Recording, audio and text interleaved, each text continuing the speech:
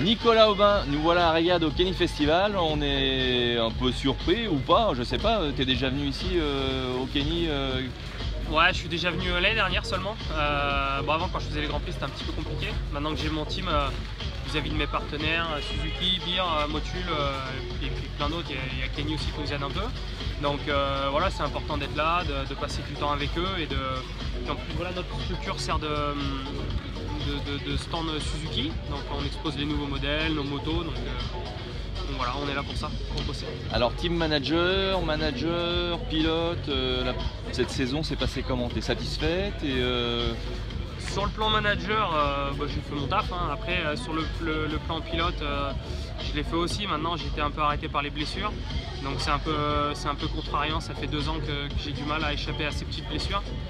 Pas des grosses blessures, j'ai même pas eu d'opération, mais à chaque fois des petits trucs un peu de merde et malheureusement ça m'handicape vachement, quoi. Donc un championnat élite très moyen et le SX ça commence à aller mieux, la santé, je commence à rouler devant et je me suis blessé au poignet, donc là je reprends tout doucement avec une attelle, un bon strap, mais voilà, je peux enfin rouler.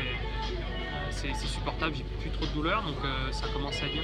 Tu es motivé pour les SX Indoor, il y a une carte à jouer, qu'est-ce que tu vises un petit peu? Ouais, de toute façon, le SX ça faisait longtemps que j'avais décroché, à l'époque des GP, j'ai eu du mal à revenir, ça m'a pris du temps parce que le niveau, les mecs roulent, font que ça, donc c'est le seul moyen en France de gagner encore correctement sa vie, donc les pilotes s'y entraînent 2 fois plus un peu, je pense, avec cet intérêt-là.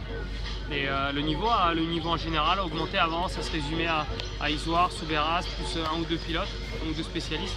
Là, avec tous les pilotes qui ont arrêté les GP, Théier, Bog, moi qui sont revenus au SX, ça change un petit peu la donne. Il y a Ramet qui a explosé, donc il y a les Rombaud, tout ça qui jouent du podium aussi des fois. Donc il y a un groupe très homogène en France et voilà, j'arrivais enfin à jouer devant et là où quand je me suis blessé, voilà, j'étais en train de jouer une victoire en finale, j'étais sur le podium, donc j'arrivais un peu enfin au niveau auquel je dois être. Et donc cet hiver, le but, oui, c'est d'être sur le podium et de commencer à gagner des finales. On t'a entendu aussi à la télé, commentateur, ça veut dire que tu prépares une reconversion, tu te sens plutôt sur la fin, qu'est-ce que... Pas du tout, non, pas du tout. Les gens pensent que ça fait un moment que je suis là quand même, malgré tout, j'ai commencé à être pro en 2005, donc ça fait 11 ans maintenant. J'ai encore de belles années devant moi, j'en suis convaincu, j'ai vraiment envie encore. Donc non, c'était des petites piges, j'étais blessé, je faisais rien. L'équipe 21 m'a invité à venir commenter quelques courses, c'était sympa, c'était une bonne expérience, ils avaient l'air assez contents. Les retours du milieu, des gens ont dit que c'était pas mal, que je parlais plutôt bien à la télé, donc c'était positif. Maintenant, allez, dans 10 minutes, séance de dédicace chez Beer, dans 10 minutes. Faire un complément de ça de temps en temps, il va falloir aller signer après, mais faire un complément de ça en plus de ce que je fais, c'est possible, c'est jouable, mais pour le moment c'est pas une priorité et c'est pas non plus une préparation. C'était quelque chose, c'était une bonne expérience, c'était sympa, mais alors, dernière question piège. Dans une semaine, il y a le motocross des nations, avec une équipe de France qui était favorite il y a quelques temps, qui est peut-être un petit peu moins. C'est quoi l'œil de Nico Aubin sur ces nations? L'œil, ça reste une épreuve particulière. Vraiment, on a toujours nos idées un petit peu sur l'équipe qu'il devrait y avoir. Elle a été très discutée. Ça a été un sujet assez sensible en France, moi j'ai bien aimé. Maintenant, pour en revenir d'ailleurs un petit peu là-dessus, je pense que l'erreur vient de la Fédé qui décide de ne pas communiquer et ça crée beaucoup derrière, il y a beaucoup d'histoires, d'amalgames pour pas grand-chose en fait. Si on prend l'exemple de l'équipe américaine, Tomac décide de ne pas venir, on sait que c'est lui et il n'y a pas eu de polémique, quoi. Les gens jugent ou pas qui viennent, mais après, nous, le problème, c'est qu'en France, on ne sait pas. Marvin, en plus, c'est quelqu'un c'est un pilote qui est dans le politiquement correct, qui ne va jamais faire de déclaration. Donc, voilà, il gère bien sa com, mais on ne savait pas non plus ni du côté de Marvin, ni du côté de la FFM. Donc voilà, je pense qu'il y a des interviews apparemment à apparaître de Marvin où il explique un petit peu la situation. Maintenant, je pense que le problème vient de la Fédé, quoi. Ils essayent de faire de la communication, ils essayent de faire des vidéos, tout ça c'est bien, mais il y a un moment donné, je pense qu'ils devraient organiser une vraie conférence de presse à Paris, vu que la presse française est à Paris pour beaucoup de boîtes. Donc voilà, je pense qu'à un moment donné, ils devraient répondre un peu aux questions des journalistes et arrêter de botter en touche. Et puis voilà, je veux dire, on a le droit de poser toutes les questions. Aujourd'hui, on a l'impression que c'est plus tabou de poser une question au sélectionneur de l'équipe de France ou à Jacques Boll. On a l'impression que c'est un grand secret. Ça reste qu'une course de cross, c'est pas l'équipe de France de football, et je pense qu'à un moment donné, ils n'auraient pas dû laisser voilà, ça s'est propagé pas comme il fallait dans le milieu du cross, et je trouve ça un petit peu dommage. Maintenant, pour en revenir à la sélection, bon, bah, elle est comme elle est aujourd'hui. Mon œil, c'est que la France est favorite parce qu'elle a gagné 2 fois. Maintenant, moi, je pense que Romain Fèvre, voilà, c'est Romain Fèvre.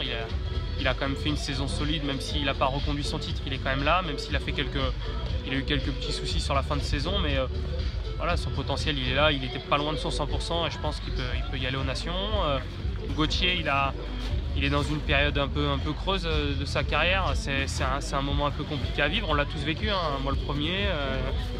C'est pas facile maintenant, des fois quand il n'y a qu'une course avec les autres pilotes, je sais pas, il peut peut-être arriver à faire péter un résultat ou au moins à faire comme Ernée. Ernée, c'est peut-être les moins bonnes nations de Gauthier presque, mais ça n'a pas empêché l'équipe de gagner. Il a réussi à sortir 2 résultats quand même plutôt corrects et donc l'équipe gagne. Donc je pense que ça me paraît compliqué qu'il fasse mieux qu'Ernée honnêtement en Italie, vu l'ensemble de sa saison. Après peut-être que la petite coupure avant les nations, je sais pas, peut-être que se ressourcer un petit peu, ça peut lui permettre de retrouver un petit quelque chose en plus pour les nations, mais ça va être compliqué.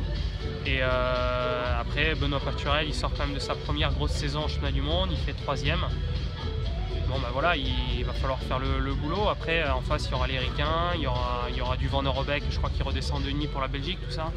Ça devrait être des mecs assez compliqués à battre quand même, quoi. Je vois l'équipe de France, elle est juste favorite parce qu'ils ont gagné les 2 dernières années, mais si on regarde les compos aujourd'hui, on n'est pas avantagé réellement par rapport aux Belges ou par rapport à Strybos. Il sera au niveau à Gauthier sur une piste comme Maggiora. Les Ricains, il y a quand même 2 saignants, hein. Il y a quand même 2 mecs qui vont au charbon. Ça peut être ou tout l'un ou tout l'autre pour les 3 équipes, je pense. Ok, on sera derrière les Bleus quand même. Bah, on est toujours derrière les Bleus de toute façon, hein. C'est clair. Faut pas lâcher et puis on verra bien, mais il faut surtout bien partir là-bas sur la piste. Elle est quand même. Moi je pense que Maggiora c'est pas une grande piste pour les nations. Elle est juste mythique, mais c'est pas top. Après on verra le jour J, hein. il peut tout se passer, hein. De la boue, des chutes, des mauvais départs, des rebondissements. Mais ouais, on est derrière les Bleus forcément. Okay. Merci Nico. À la prochaine.